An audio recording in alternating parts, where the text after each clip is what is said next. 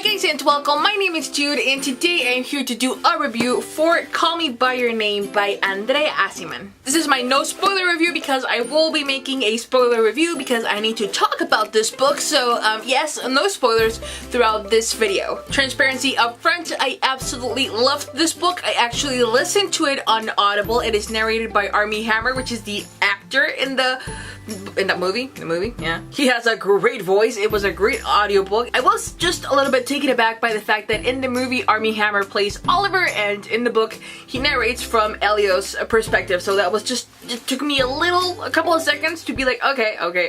But apart from that, it was great, so I highly recommend it as an audiobook. But after the audiobook and after watching the movie, I just needed to hold it in my hands and needed to highlight many passages, so I got my own copy and let's just talk about it. Let me start off by reading you the summary. It says, Call Me By Your Name is the story of a sudden and powerful romance that blossoms between an adolescent boy and a summer guest at his parents' cliffside mansion on the Italian Riviera. Each is unprepared for the consequences of their attraction when, during the restless summer weeks, unrelenting currents of obsession, fascination, and desire intensify their passion and test the charged ground between them. Recklessly, the two verge towards the one thing both fear they may never truly find again: total intimacy. Call Me By Your Name takes place in northern Italy on the summer of 1983, with young Elio being the resident of the mansion to which Oliver, a 24-year-old American student, comes to visit. And that's the relationship that sparks up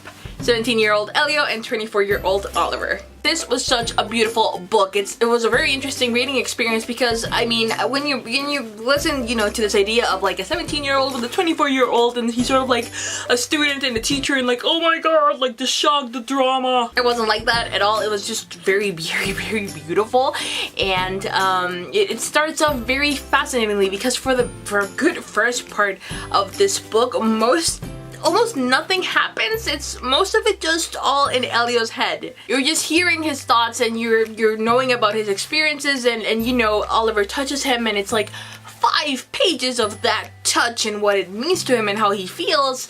And it's very interesting because when I knew it was going to be a movie, which is the reason why I started listening to it, actually is because I have a friend that's very enthusiastic about Timothy, the main character, and she's been following the project for a long time, and she was like, you're gonna listen to it because I said so. And I'm very happy that I did. Thank you, Ilian. Regardless, when I was listening to it, I was like, nothing's happening. There's absolutely nothing happening. Because, as I said, it was like a touch and then 10 pages of that touch and that feeling, and I was like, what am I gonna see on the big screen? So a good part of the book is mostly feelings and inside his head, Elio's head, and then, actions do start happening. The story does get going eventually, so it can be seen as a little bit slow, but yeah, it does. There is a story. If you're reading it and you're like, when does things start to happen? They happen. They do happen. So of course it's a very intimate novel. You get to know Elio so well, and you see Oliver through his eyes as this beautiful man, and it's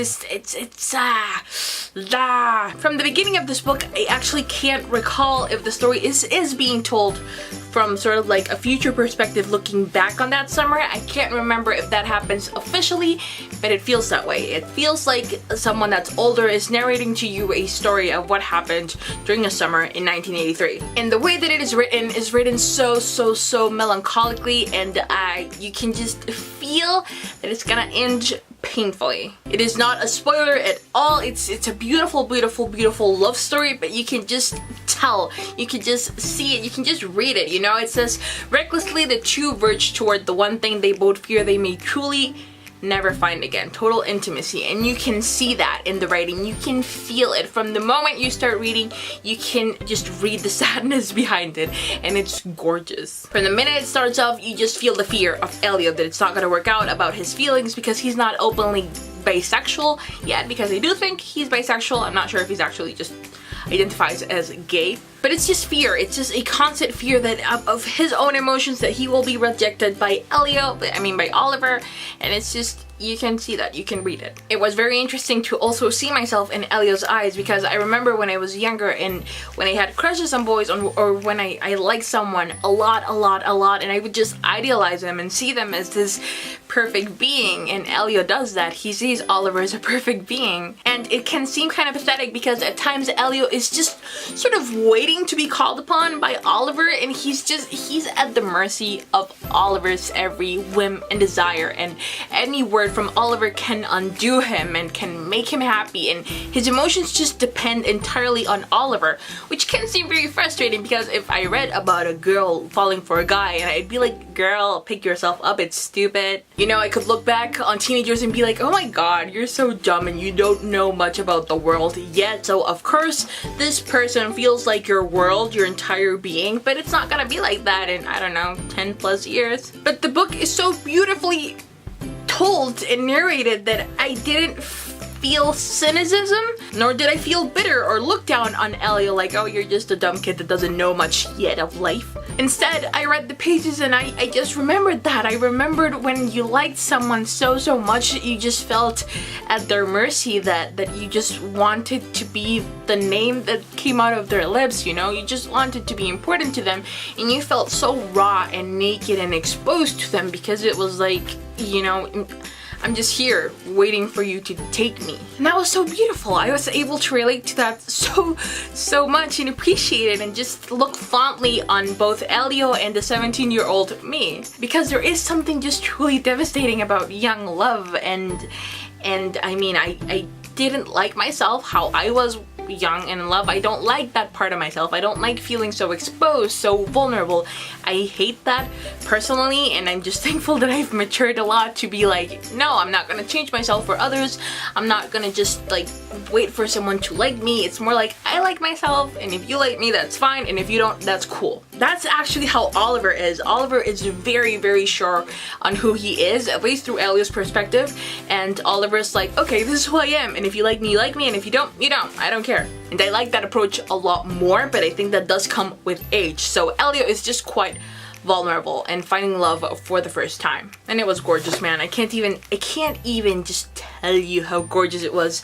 I heard a lot of criticism calling the novel sort of like just a horny teenager's perspective, you know? Because there is a lot of sexual elements to it, but I don't think at all that it's like a horny teenager story. I think that it's just so dismissive and so condescending to what this book is about. And I feel that that condescension is what comes from older generations looking down on young love, because young love has its purpose. It's a beautiful learning experience, even if it's very devastating, but it's something worth experiencing. It's something that's just beautiful, and it's something that's worth reading about and writing about. And every single emotion that I might have felt in my younger years when falling in love, and all of that devastation and desperation and loneliness and being just so diverse and feeling kind of lost in who I was but falling into another's arms, it's written. Andre Asima found the words for it. It's written here and it's beautiful. I did, however, have some troubles with the ending, which is something that I do want to address in my spoiler review, but I can tell you that the movie is great and beautiful, and there's I can't even begin to tell you how beautiful it is and how complicit you feel with the movie, you as a reader, and I will share that in my movie review for Call Me By Your Name. Also, I want to talk about the title. What does it mean to call someone by your name? I will be talking about that in my spoiler review, so if you have not read Call Me By Your Name before, I recommend it. I do recommend it. I think it's a beautiful story, and I think it's sort of like a classic. I think it could become a classic. I think it's something that everyone should read. I think it should be read in schools, particularly in high schools. It's great to just see that someone gets you, you know, in your young love years. I also believe it's gonna be a beautiful book to read years farther down the road and just look back on. I think it's a book that matures with time and with you, so that's great. And yeah, that's all I have to say about Call Me By Your Name, spoiler free. I gave it 5 out of 5 stars on Goodreads. Of course, it has to be one of my favorite love stories yet to date. And I can't wait to own the DVD of the movie and just watch it and watch it and watch it and watch it again and again and again. So thank you so much for watching. Do let me know if you've read the book, if you liked it. If you didn't like it, why didn't you like it? And yeah, thank you so much for watching. I don't know if I already said that, but thank you so much for watching, and I will see you guys in the next video. Bye.